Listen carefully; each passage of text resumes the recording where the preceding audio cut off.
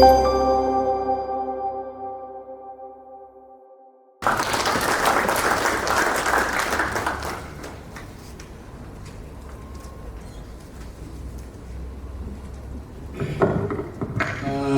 afternoon, everybody. I hope you are not very tired.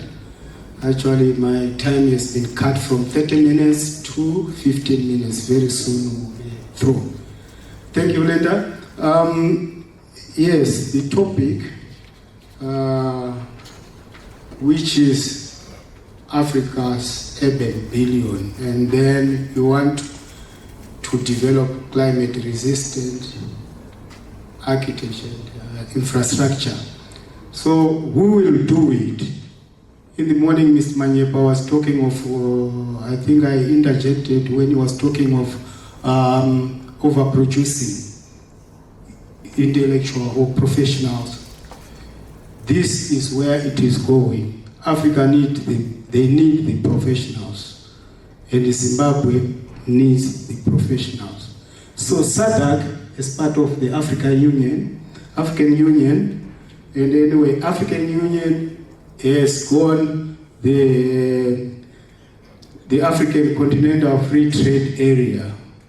This doesn't mean exporting, it has gone through over from exporting only goods, but professional services. Professional services are going to be free. Countries in AU are going to have free movement of professionals across its continent. But it has started with the regional bodies, SADC, EAC for East Africa, and then we have ECOWAS for West Africa. So free movement of professionals, it means something like standardization. You need first to standardize the education system. A degree in Zambia should be recognized as a degree of architecture in Zambia should be recognized in the whole of the 16 SADC member states. So I think we will go through. So to do justice to this Africa's urban billion, we need to start from the education and from the standardization of professional services. And we have 16 countries in SADC, and then I think these are a list of abbreviations. I think we can just go ahead to the next slide. So SADC, with this Committee of Ministers of Trade, they have directed member states to prioritize negotiations of liberalization of businesses and development of mutual recognition agreements to ensure effective market access for professional services and skills across the region. So these trade protocols, these were signed in 1996, but you see now we're in 2025. 2025, it hasn't been acted, but however, we are at a stage where this free movement of professional services are going to be realized in 2026. That's the deadline. You'll see later when I'll be presenting the timelines at the end, which SADC has given all 16 member states to ratify what we are going to call mutual recognition agreements. These mutual recognition agreements, it means that all across the boards of professionals, this is not for architects only, is we have the engineers, and we have the accountants, the lawyers. So each field of professionals is going to be standardized in what are called mutual recognition agreements, where registering bodies will now be registered through the SADC. So once a competent authority like ACZ, Architects Council of Zimbabwe, registered an architect here in Zimbabwe, those registrations should apply the same to Namibia, to the 16 member states. So once you are called a professional architect here, you can cross the border with your license, and you don't need a permit, a work permit. You don't need anything. Your license from here you are going to submit it to the competent authority in South Africa, SACAP, then already you are free to open up an office.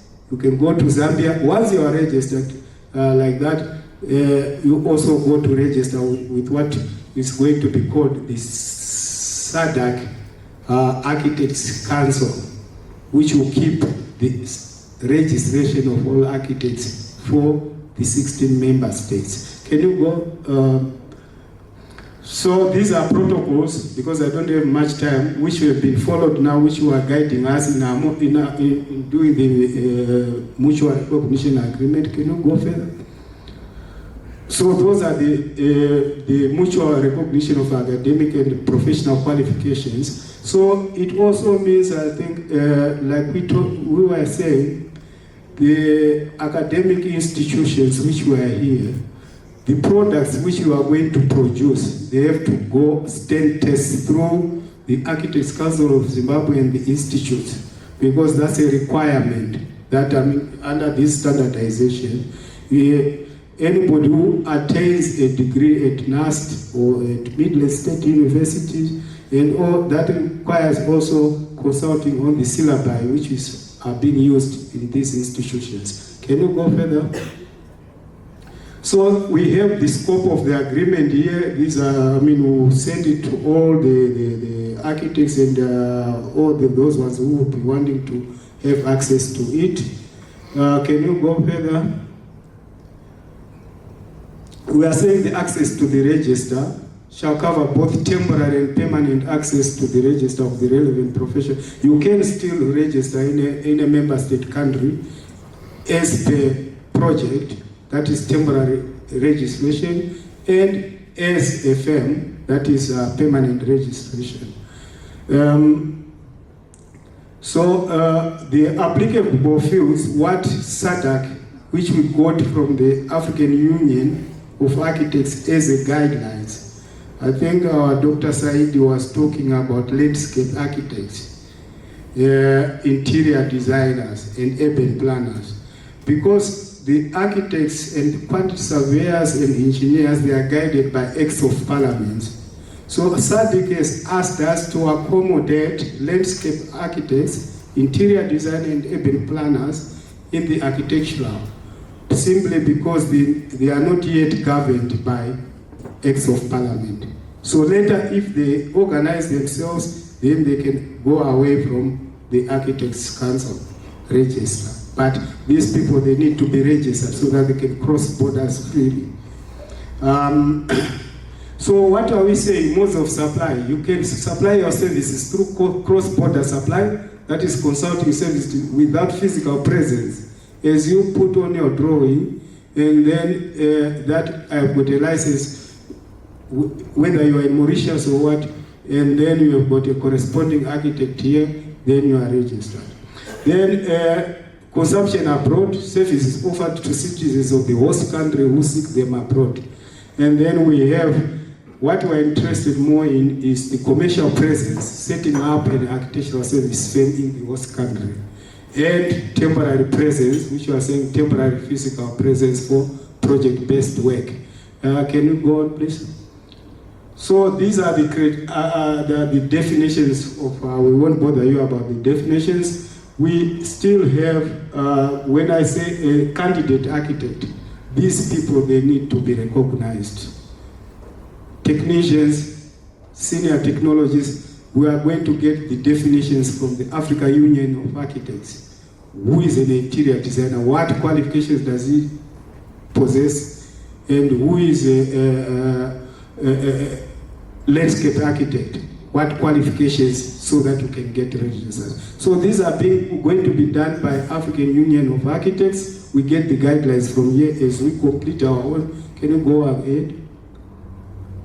So it's a continuation of that. We have to go back again. That is very important. Continuing professional development, CPD. So when we have gone through all the X in the 16 member countries, some are ahead, some are behind. For example, the Act of Parliament, Mauritius doesn't have. Seychelles doesn't have, Comoros doesn't have. But all the other remaining 13 countries they have, but others they have CPD as part of their registration. But SADC is saying everybody should have a CPD. That's standardization. And the standardization for CPD, our committee decided to take to adopt the South African one with some changes. Because DRC, for example, it has got 1,300 hours of CPD, while South Africa has got, I think, 300, and Zimbabwe has none. And then the scale of fees. Scale of fees, when we are presenting, when we are doing the workshops, minimum scale of fees, other countries, they don't have. They just say guidance. Scale of fees is a guideline. But when you standardize, you cannot cross a border and then you go charge 2%, when in the most countries 6%. So standardization of the fees, they've been given to Zimbabwe to look at it, because our minimum standards of fees, that was close to what the African Union of Architects want. So I think from the IAZ, you need to set up a committee to do the scale of fees, so that, I mean, we've been given that honor to do that. Can you go ahead? These are just still the nomenclature and the definitions. Can you go down again? Go down again. These are still definitions. Go down.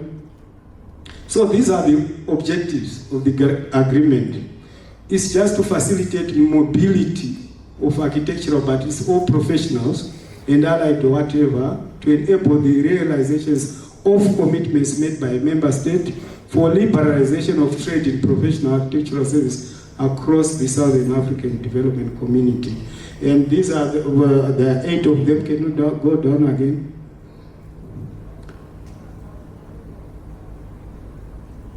So most of the things were going to be guided by the African Union of Architects. Why? Engineering, they are being guided by SAFEO, Southern Africa Federation of Engineering Organization. But us, we don't have a SADC. So our guidelines are going to come from African Union of Architects. They are the ones who are pulling us along, so that we do the things which is according to the SADC Secretariat. Can you go again down? Competent authorities, like for example, in Zimbabwe, the competent authority to register architects is the ACZ, and you see that in different countries we have got different. So the competent authority is ACZ. Can you go down? So what will be the SADC Council of Architects will be doing is to look things like discipline. When there is a conflict between member states, it has to be solved. I mean, conflict between member states' competent authorities. So, for example, if it's a crime to advertise architectural work in other countries, it's not SADC countries, it's not a crime. So how are you going to deal it? So those are the things which we are going to standardize. And if anybody breaks that, then it goes to the SADC Architects Council. Can you go down? So that's the work of the SADC Council, Architects Council. It might change the name, but for the time being, we are calling it SADC Architects Council. Can you go down? It is also going to oversee the implementation and administration of the agreement, to such an extent that, I mean, when we are going to be integrated into the African Union of Architects, one can use one license across the whole of Africa. Can we go down?